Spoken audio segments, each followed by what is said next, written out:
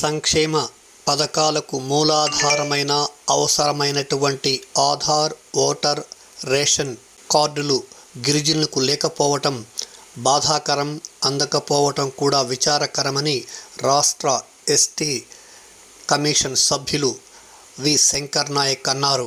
శనివారం ఒకరోజు పర్యటనకు వచ్చిన ఆయన నెల్లూరు R&B అతిథి గృహంలో పాత్రికేయుల సమావేశంలో మాట్లాడారు. ఈ కార్యక్రమంలో ITDA PO పరిమళ, ఎస్టీ సంక్షేమ సంఘం నాయకులు కేసీ పెంచలయ్య, SC నాయకులు రఘు తదితరులు పాల్గొన్నారు. నమస్కారం.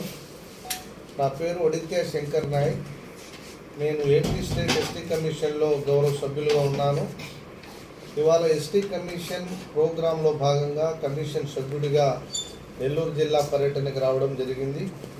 మరి ఉదయం నుంచి మరి ఇవాళ CID మరి ST/SCలకు సంబంధించి మరి ఉన్నటువంటి యాక్ట్ పైన, మరి వారికి ఉన్నటువంటి హక్కులపైన, మరి సంక్షేమ కార్యక్రమాలపైన ఇవాళ జిల్లా స్థాయి CID అధికారులు ఒక సదస్సుని కూడా, ఒక వన్డే వర్క్షాప్ని కూడా ఏర్పాటు చేయడం జరిగింది.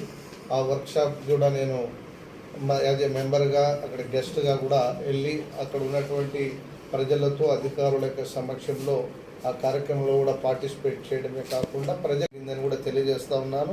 ఇప్పుడు అదేవిధంగా చంద్రశేఖరపురం మరి అక్కడ ఉన్నటువంటి EMRS school, Eklavya model residential స్కూల్లో దాదాపుగా 500 మంది మరి గిరిజన పిల్లలు అక్కడ చదువుకుంటూ ఉన్నారు. మరి అక్కడ అనేక రకాల సమస్యలు ఉన్నట్టు ఇవాళ ప్రజల ద్వారా, ప్రజా సంఘాల ద్వారా, అధికారుల ద్వారా కమిషన్ సభ్యుడిగా మా దృష్టికి రావడం జరిగింది. అందుకనే ప్రత్యక్షంగా మరి ఇవాళ విద్యార్థుల్ని కలవాలి, వారి సమస్యల్ని తెలుసుకోవాలి. ఈ జిల్లాలో యానాది ప్రజానికం వేలాది మంది ప్రజలు ఉన్నారు, వేలాది కుటుంబాలు ఈ జిల్లాలో ఉన్నాయి. యానాదులే కాకుండా ఎరుకులకు సంబంధించినటువంటి వాళ్ళు కూడా ఈ ప్రాంతంలో ఉన్నారు. మరి వారికి ఇప్పటికి కూడా ఆధార్ కార్డులు, రేషన్ కార్డులు లేకపోవడం నిజంగా ఇది ఒక రకంగా చాలా బాధని, ఆవేదనని కలిగిస్తూ ఉంది.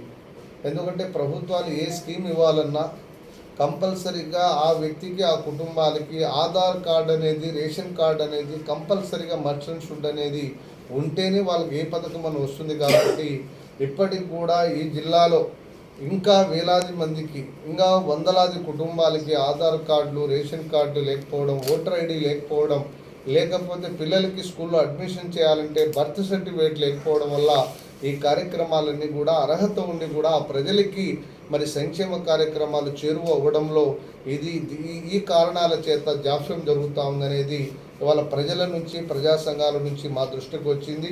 అంతేకాకుండా ఉపాధి హామీ అనే కార్యక్రమం ఇవాళ కేంద్ర ప్రభుత్వం గ్రామీణ ప్రాంతాల్లో ఉన్నటువంటి పేదలందరికీ కూడా మరి ఈ ఉపాధి హామీ కార్యక్రమాన్ని మరి తీసుకురావడం జరిగింది.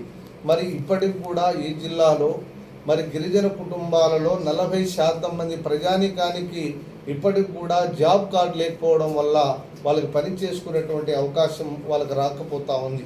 కాబట్టి ప్రజల నుంచి ఇంకా 40% మంది ప్రజలకి ఇక్కడ జాబ్ కార్డు కావాలని ఇవాళ కమిషన్ దృష్టికి కూడా తీసుకొని వచ్చారనే విషయాన్ని కూడా మీ ముందు నేను ఉంచుతూ ఉన్నాను సార్. అంతేకాకుండా కార్డు లేని వారందరూ కూడా మరి జిల్లా కలెక్టర్ గారి యొక్క ఆధ్వర్యంలో ఒక స్పెషల్ డ్రైవ్ ప్రోగ్రాం ఏర్పాటు చేసి అర్హులైనటువంటి ప్రతి ఒక్కరికి కూడా ఈ జాబ్ కార్డ్స్ ఇచ్చేటువంటి ఏర్పాటు చేయాలని కూడా జిల్లా ప్రజలు, ప్రజానికం బలంగా కోరుకుంటూ ఉన్నారని కూడా మీ దృష్టికి తీసుకొని వస్తూ ఉన్నాను. మరి SC/ST అట్రాసిటీ విషయంలో, మరి కేసుల విషయంలో ఎక్కడైనా వెళ్ళి ఆ కుటుంబాలు, ఆ వ్యక్తులు కనుక కంప్లైంట్ ఇస్తే కంప్లైంట్ ఇచ్చినటువంటి వితిన్ ది 24 hours లోపల దాని మీద అట్రాసిటీ SC/ST యాక్ట్తో పాటు కేసును కూడా నమోదు చేసి FIR చేయాల్సినటువంటి అవసరం ఉంది. అవి కూడా ఇన్ టైంలో అవి జరగడం లేదు. జరగకపోవడం వల్ల ఆ ప్రజలకి అక్కడ ఇన్ఫ్లుయెన్స్ అంటే లోకల్గా కొంత ఇది జరిగి మరి నిజమైనటువంటి బాధ్యతలు కూడా న్యాయం జరగడంలో కొంత జాప్యం జరుగుతూ ఉందని కూడా ప్రజలు కోరుకుంటూ ఉన్నారు.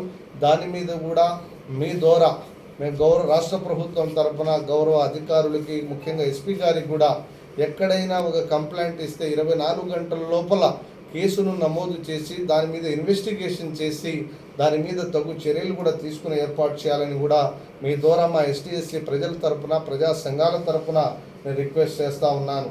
అంతేకాకుండా ఈ కేసుల యొక్క విషయంలో మరి ప్రభుత్వం నుంచి కొంత నష్టపరిహారం కూడా ఇలాంటి వ్యక్తులకి కుటుంబాలకు ఇచ్చేటువంటి అవకాశం ఉంది. మరి దాంట్లో ఈ CFMS అనేటువంటి ఒక సిస్టమ్ గతంలో ఉండేది. CFMS ద్వారా ఎవరైతే అట్రాసిటీ కేసు అంటే బుక్ అవుతుందో వాళ్ళకి ప్రభుత్వం తరఫున కొంత ఆర్థిక సహాయం అందే పరిస్థితి ఉండేది. అది కూడా వితిన్ ది 7 days లోపల 1 week days లోపల వాళ్ళకు వచ్చే పరిస్థితి ఉండేది. కానీ CFMకి బదులుగా PFM అనేది ఒకటి సిస్టమ్ తీసుకొని వచ్చి దాని ద్వారా అంటే వీళ్ళకి రావాల్సినటువంటి నష్టపరిహారం ప్రభుత్వం తరఫున చర్య తీసుకోవాలని కూడా మేము మీకు ద్వారా రిక్వెస్ట్ చేస్తూ ఉన్నాం.